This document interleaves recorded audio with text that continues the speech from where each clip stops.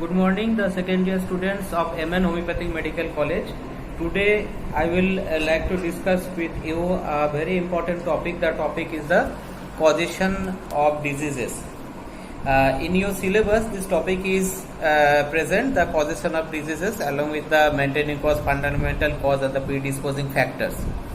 तो चलो हम लोग शुरू करते हैं.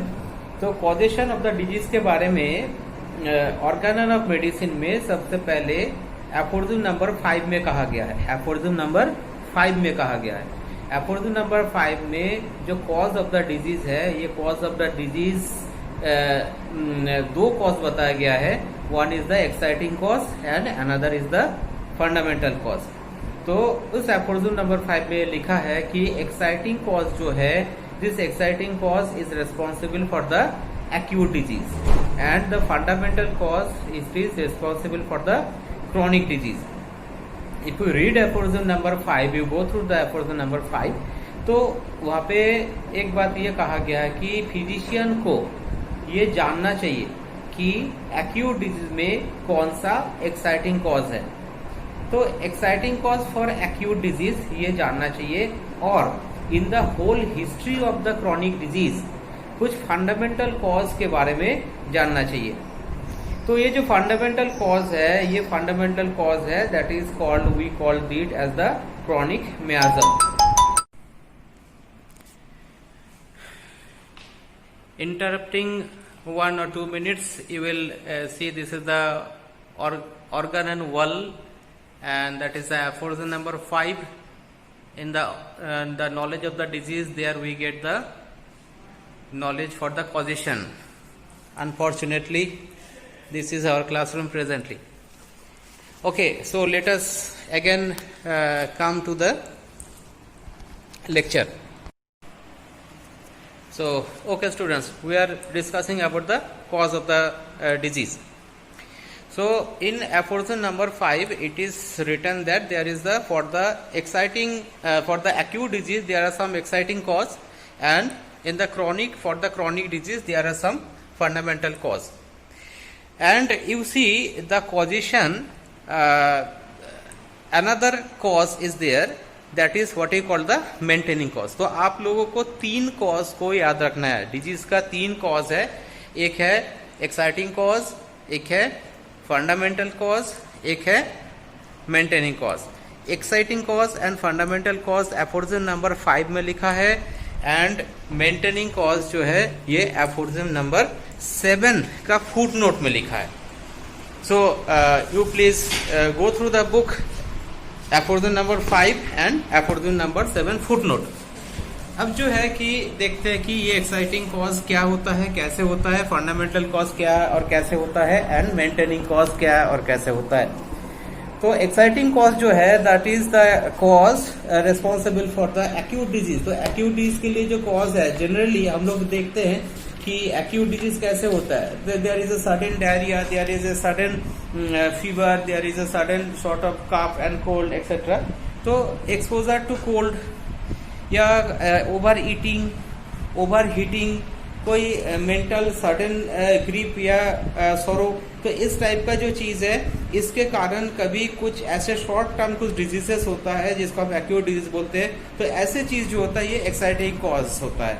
इस एक्साइटिंग कॉज के बारे में एफोरिज्म नंबर 73 में भी कहा गया है, जहां पे there is the classification of the acute disease. तो क्लासिफिकेशन ऑफ एक्यूट डिजीज में आप देखोगे कि 3 टाइप के क्लासिफिकेशन होते हैं. एक है इंडिविजुअल एक्यूट डिजीज, एक है स्पोराडिक एक्यूट डिजीज, और एक है एपिडेमिक एक्यूट डिजीज. तो ये सारे जो चीज होता है, ये सारे एक्यूट डिजीज का कॉज जो है एक्साइटिंग कॉज होता है. तो for the second year students, because this lecture is particularly for the second year students, तो ये सेकेंड ईयर स्टूडेंट्स के लिए बताऊंगा कि इतना सबसे पहले कॉन्सेप्ट हमको क्लियर करना है. दूसरी बात है कि हम लोग आते हैं फंडामेंटल कॉज के बारे में. So you see this is the organon of medicine book, and we are going to read from the aphorism number 5. Aphorism वाला बुक रीड करना बहुत जरूरी है, और जो भी क्लासेस में ऑर्गेनल का होता है, ये सबसे पहले हैनीमैन का ऑर्गेनल का एफोरिज्म्स का बुक से होता है. So we see that useful to the physician in assisting to cure are the particulars of the most probable exciting cause of the acute disease, as also the most significant points in the whole history of the chronic disease, to enable him to discover its fundamental cause, which is generally due to a chronic miasm. तो ऐसे जो fundamental cause है, इस fundamental cause को अगर अपन जानेंगे तो हम इसका क्रॉनिक मियाज्म को जानेंगे। तो क्रॉनिक मियाज्म को जानने का या फंडामेंटल कॉज को जानने का कई सारे तरीके हैं। उसमें जैसे कि एक्साइटिंग कॉज में डायरेक्टली कोई ओवर ईटिंग या कोई एक्सपोजर टू कोल्ड आ रहा है, तो ऐसे में सिर्फ एक दो कॉज नहीं होते। We have to understand the person as a whole, there only we can understand the fundamental cause of the chronic disease. Now this is the fundamental cause. When we go to the details of the chapter miasm, we can understand the fundamental cause. इसके बाद lastly ये जो maintaining cause है, maintaining cause क्या होता है कि these are the something the cause which maintains or help to continue the disease. तो for example जैसे कि suppose a person is having a continuous sort of cough and cold, और you are giving the medicine but the medicine is not working. Suppose you are astonished that मैंने तो सारे symptoms के accordingly medicine दिया लेकिन उसमें काम क्यों नहीं हो रहा है। तो हमको ये देखना है कि whether there is some maintaining cause within that patient. हो सकता है कि वो कोई डैम जगह में रहता है, हो सकता है कि ये रोज रोज कोई रेफ्रिजरेटर का पानी पीता है। तो उस जगह पे क्या है कि ना मेंटेनिंग कॉज जो है इसको हमको देखना है। If we see the footnote of aphorism number 7, footnote of aphorism number 7, okay. So first of all एक बार ऊपर से शुरू करते हैं कि now as in a disease from aphorism number 7, aphorism में आते हैं, from which no manifest exciting और मेंटेनिंग कॉज और cause occasionalis have to be remove. तो ये जो मेंटेनिंग कॉज है इसी को ऑकेशनल कॉज या कॉज ऑकेशनलिस कहा जाता है। सो इसमें एक फुटनोट है, देखना लिखा है कि it is not necessary to say that every intelligent physician would first remove this where it exist. The indisposition thereupon generally ceases continuously. देखो इस लैंग्वेज को थोड़ा ध्यान देना होगा क्योंकि आप लोग सेकेंड ईयर हो। मैं ये जो लेक्चर है आज का लेक्चर है एक तो ऊपर से जनरल मतलब जस्ट समझने के लिए मैं बता रहा हूँ। जैसे कि ये मेंटेनिंग कॉज है, ये बोले कि every intelligent physician should remove this. अगर किसी में ये है तो रिमूव दिस, मतलब ये जो मेंटेनिंग कॉज है इस मेंटेनिंग कॉज को मतलब अभी रिमूव करना है। और ये रिमूव करने से क्या रिमूव हो जाता है, मतलब कि इंडिस्पोजिशन रिमूव होता है, डिजीज रिमूव होता है, ऐसा नहीं बोला। मतलब मेंटेनिंग कॉज जो है कि ये मेंटेनिंग कॉज कई बार ऐसा होता है कि कंप्लीटली डिजीज नहीं है, सिर्फ मेंटेनिंग कॉज के कारण आदमी परेशान है। तो if you remove the maintaining cause there this indisposition will remove. Indisposition, as you know that what is indisposition, aphorism number 7 footnote and aphorism number 150. Indisposition ये एक ऐसा डिजीज लाइक कंडीशन होता है जो एक्चुअली डिजीज नहीं होता है और इसको रिमूव करने के लिए डिजीज मतलब कोई मेडिसिन की जरूरत नहीं होता। A certain alteration in the diet and regimen is sufficient to remove this indisposition.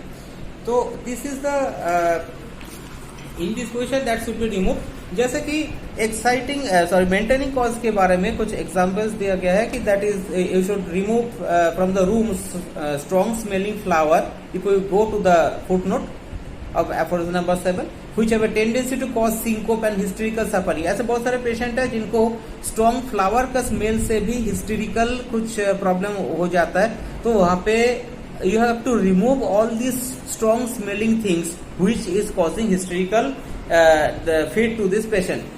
Extract from the cornea the foreign body that excites inflammation to the eye। एक और एग्जांपल है, अगर आंखों में कुछ छोटा सा कोई फॉरेन बॉडी गिर गया और आंखों में कोई इन्फ्लेमेशन हो रहा है, उसमें सिर्फ मेडिसिन देने से मतलब नहीं है, उसका जो छोटा सा टुकड़ा आंखों के अंदर घुस गया उसको रिमूव करना। This is the maintaining cause which we have to remove. तो ऐसे बहुत सारे एग्जांपल इस एफोरिज्म नंबर 7 में है which we have to remove this maintaining cause. तो अभी तक जो है कि हमने ये देखा कि क्योंकि ये सेकेंड ईयर का स्टैंडर्ड का क्लास है और कॉजेशन एक इम्पोर्टेंट बात है. So there we are seeing that we have three cause. One is exciting cause for acute disease, aphorism number 5. One is fundamental cause for chronic disease, aphorism number 5. And one is maintaining cause for all diseases, that is aphorism number 7. So these are the three main causes. Now we have to have some idea regarding the cause. What is the basic idea of cause by Hahnemann? As because there is a general idea that what are the cause of the disease. हम लोग अगर आम आदमी को पूछेंगे कि disease का cause क्या है, तो जनरली क्या आंसर आता है? डिजीज का कॉज है वायरस, बैक्टीरिया. तो यहाँ पे वायरस बैक्टीरिया कहाँ पे है? Actually virus bacteria is not the cause, it is the effect of the disease. The cause is when we see the patient according to our homeopathic manner, we understand the cause in respect to these three causes: exciting cause, maintaining cause, fundamental cause, and we consider disease and indisposition according to this: acute disease, the chronic disease and indisposition. तो causes जो है, virus and bacteria are not the cause. Why virus bacteria are not the cause? Because it is a matter of susceptibility. आप एक चीज सोच के देखिए, virus and bacteria क्या हमारे चारों तरफ नहीं है? We are exposed to the virus and bacteria every time. It is only the matter of susceptibility when our man gets disease due to his susceptibility to the particular disease. It is written in aphorism number 31. तो virus bacteria disease का कारण नहीं है, वो क्या ना कोई agent है, जो एजेंट हम लोग के शरीर के अंदर it is obviously producing some problem, it can create some disturbance and it can even cause some fatal condition. लेकिन if we see the cause of the disease, there are multifactorial predisposing causes. Particularly virus bacteria को अगर cause के हिसाब से मानेंगे, ये सही नहीं है. इसलिए नहीं है, हम एक दूसरा टाइप का एग्जांपल ले सकते हैं कि अगर कोई मेंटली डिजीज है, तो कौन सा वायरस और कौन सा बैक्टीरिया उसको मेंटली डिजीज बनाया? ऐसा कोई वायरस बैक्टीरिया नहीं है जिसको मेंटली डिजीज बना के. और virus and bacteria obviously they are the agent, they can produce, they can create some hazard in the health of the system, but we should not consider this as the cause. For example, the antibiotics are killing the virus and bacteria, लेकिन completely disease cure नहीं हो रहा है. इसका कारण क्या है ना? We are not going to the cause. Factors कई हो सकता है, कुछ मेंटल कारण से हो सकता है. इंसान जो अपने लाइफ का जो जर्नी में जा रहे हैं, उसमें different type of things that is affecting and influencing the human body. उसमें कोई ना कोई जगह में कुछ ना कुछ अप्स एंड डाउन्स के कारण कभी मन में और कभी शरीर में कुछ ना कुछ इफेक्ट होता जाता है.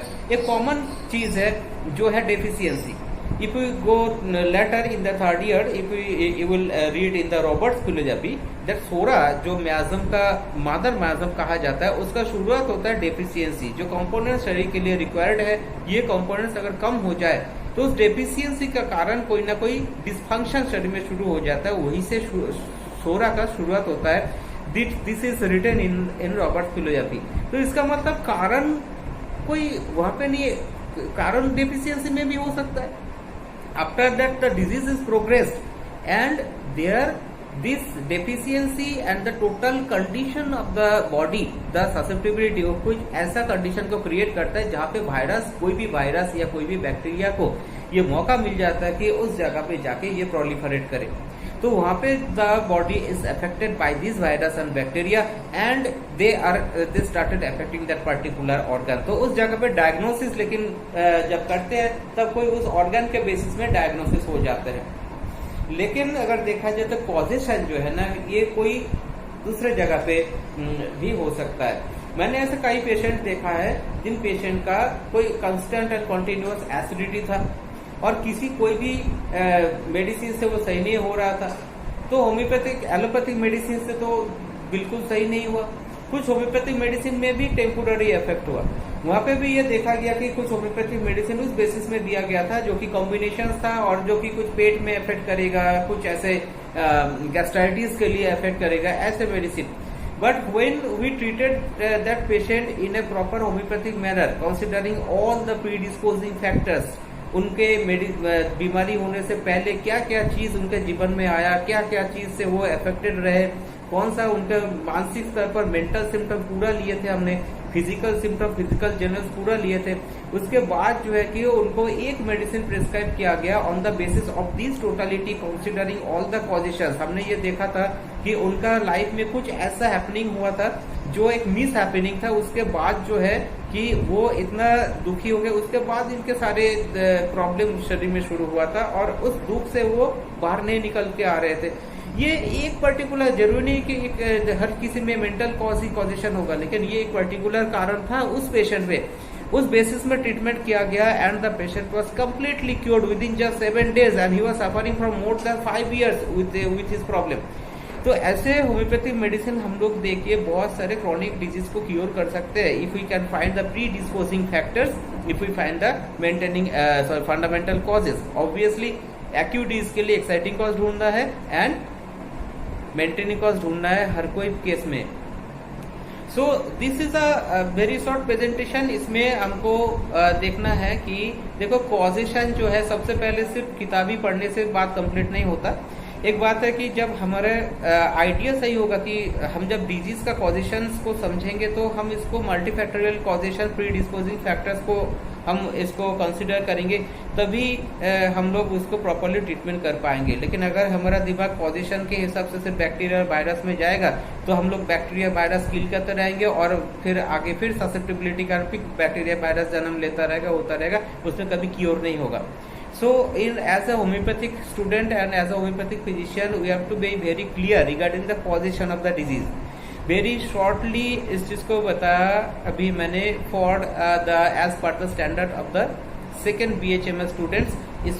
इसके लिए क्वेश्चन ये आ सकते हैं एग्जामिनेशन में कि explain the causes of diseases as described by Hahnemann in the organon of medicine. Short note आ सकता है, कोई भी एक्साइटिंग कॉज, फंडामेंटल कॉज या मेंटेनिंग कॉज का शॉर्ट नोट आ सकता है। और कॉजेशन के बारे में इलेबोरेट लेक्चर, मतलब डीपर एंड डीपर लेक्चर भी हो सकता है आगे, मैं इसको कर सकता हूँ आगे। So first of all, we just consider this. You understand that these three type of causes and exactly why we are saying that the causes are not the virus, bacteria, and the causes is something in the dynamic level, is something in the residing the predisposing factor. So thank you. We will meet again.